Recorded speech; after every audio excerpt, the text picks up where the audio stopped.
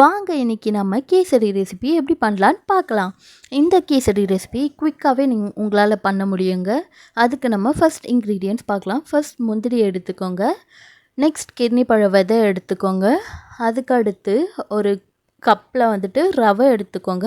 இப்போ ஒரு கப் ரவை எடுக்கிறீங்கன்னா அதே கப்பில் ஒரு கப் அளவுக்கு சர்க்கரை எடுத்துக்கோங்க. 1:1 ரேஷியோ எடுத்திங்கன்னா தான் உங்களுக்கு ஸ்வீட்னஸ் ஜாஸ்தியாக இல்லாமல் நல்லா கரெக்டாக இருக்கும். நெக்ஸ்ட் வந்துட்டு கீ எடுத்துக்கோங்க. நான் இன்றைக்கி ஆச்சி கீ தான் யூஸ் பண்ணுறேன். எங்கள் வீட்டில் ரெகுலராகவே இதை தான் யூஸ் பண்ணுவோம். நெக்ஸ்ட் இப்போ நம்ம ஸ்டவ் ஆன் பண்ணிவிட்டு பேனை வச்சுட்டு அதில் கீ ஆட் பண்ணிக்கலாம். இந்த கீ வந்து நல்லா உருகட்டும். நல்லா உருகுனதுக்கப்புறம் நம்ம முந்திரியை ஆட் பண்ணிக்கலாம். நீங்கள் வந்துட்டு முந்திரி கூடவே வந்து கிர்னி பழ விதையை ஆட் பண்ணிடாதீங்க. ஏன்னா அது கூடவே ஆட் பண்ணிட்டீங்கன்னா கிர்னி பழ விதை ரொம்ப வெடிக்கும், உங்கள் கை மேலெலாம் படும். அதனால் வந்துட்டு நீங்கள் ஃபஸ்ட் முந்திரி ஆட் பண்ணிடுங்க.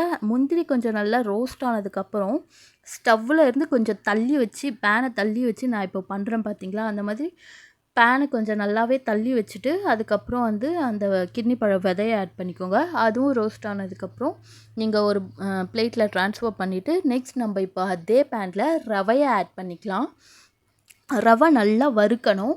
இப்போ இந்த ரவையை ஆட் பண்ணிவிட்டு இது வறுக்கிற டைம்லேயே வந்துட்டு நம்ம ஒரு பவுலில் வாட்டர் ரெடி பண்ணி வச்சுக்கலாம். இப்போ வந்துட்டு நீங்கள் 1 கப் ஆஃப் ரவை எடுக்கிறீங்கன்னா அதே கப்பில் 3 கப் ஆஃப் வாட்டர் எடுத்துக்கோங்க.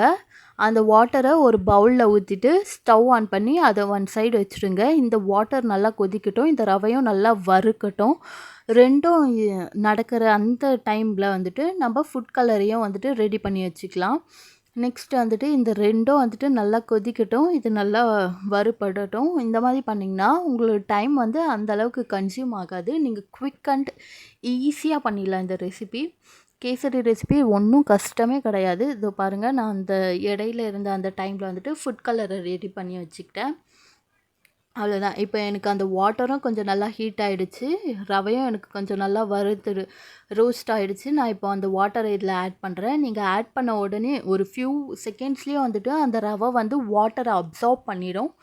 ஸோ உங்களுக்கு குவிக் அண்ட் ஈஸியாக நடந்துடும். அதனால தான் இந்த டெக்னிக்கை ஃபாலோ பண்ணுங்கன்னு சொல்கிறேன். ஒரு வாட்டி ட்ரை பண்ணி பாருங்கள், நல்லாயிருக்கும். இது எங்கள் அம்மா தான் வந்துட்டு இந்த மாதிரி ட்ரை பண்ணுவாங்க. இப்போது அவங்களுக்கு வந்து ஏதாச்சும் டக்குன்னு பண்ணணுன்னா இந்த மாதிரி தான் பண்ணிடுவாங்க, வேகமாக. நல்லாவும் இருக்கும், டைமும் ரொம்ப நேரம் எடுக்காது. நான் இந்த டைமில் வந்துட்டு ஒரு ஸ்பூன் ஆஃப் கீ ஆட் பண்ணிவிட்டு இப்போது சுகரை ஆட் பண்ணிக்கிறேன். இப்போ பாருங்கள், வாட்டர் எல்லாம் இழுத்துடுச்சு. இந்த டைமில் வந்து சுகர் ஆட் பண்ணிக்கோங்க. சுகர் ஆட் பண்ணதுமே உங்களுக்கு இன்னுமே வாட்டர் விடும்.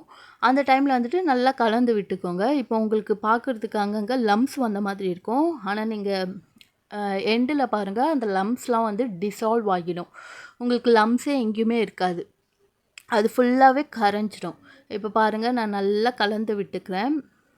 இப்போ பார்த்தீங்களா, லம்ஸ் எதுவுமே இல்லை. இந்த ஸ்டேஜில் வந்து நான் ஃபுட் கலர் ஆட் பண்ணிக்கிறேன். ஃபுட் கலர் ரொம்ப கம்மியாக ஆட் பண்ணிக்கோங்க, அதுதான் நல்லது. ஃபுட் கலரை ஆட் பண்ணாமலே இருந்தால் இன்னும் நல்லது. ஓகேவா, நான் இன்றைக்கி மட்டும் லைட்டாக ஆட் பண்ணிக்கிட்டேன். நெக்ஸ்ட் இது நல்லா டிசால்வ் ஆகட்டும். இப்போ பார்த்தீங்களா, நல்லா டிசால்வ் ஆகிடுச்சு. நான் இந்த ஸ்டேஜில் கீ ஆட் பண்ணிக்கிறேன். இந்த ஸ்டேஜில் கீ ஆட் பண்ணிங்கன்னா ரொம்ப டேஸ்ட்டாக இருக்கும் கேசரி. என்றைக்கோ ஒரு நாள் தானே சாப்பிட்றோம், அதனால் நல்லா டேஸ்ட்டாகவே சாப்பிட்லாம். நம்ம கேசரிலாம் டெய்லிலாம் பண்ண மாட்டோம் இல்லைங்களா, எப்பயாச்சும் தான் பண்ணுவோம். நெக்ஸ்ட் வந்துட்டு அந்த ரோஸ்ட் பண்ண அந்த நட்ஸ்லாம் வந்துட்டு ஆட் பண்ணிக்கிறேன். இந்த நட்ஸ்லாம் வந்துட்டு ஆட் பண்ணிவிட்டு நல்லா மிக்ஸ் பண்ணி விட்டுக்கோங்க. அப்போ தான் உங்களுக்கு சாப்பிடும்போது ஒவ்வொன்றா உங்களுக்கு தட்டுப்படும், நல்லாயிருக்கும் சாப்பிட. ஸோ நல்லா மிக்ஸ் பண்ணி விட்டுக்கோங்க. இப்போ பாருங்கள், நான் எல்லாம் நல்லா மிக்ஸ் பண்ணிட்டேன். இப்போ நம்மளோட கேசரி ரெடி ஆகிடுச்சு. நான் இதோட ஸ்டவ் ஆஃப் பண்ணிவிட்டு ஒரு பவுலில் ட்ரான்ஸ்ஃபர் பண்ணிக்கிறேன். நீங்கள் இந்த மாதிரி குவிக் அண்ட் ஈஸியாக நம்மளுக்கு டக்குன்னு முடிஞ்சிடணும் வேலை அப்படின்னாக்கா இந்த மெத்தடை ஃபாலோ பண்ணி கேசரி பண்ணி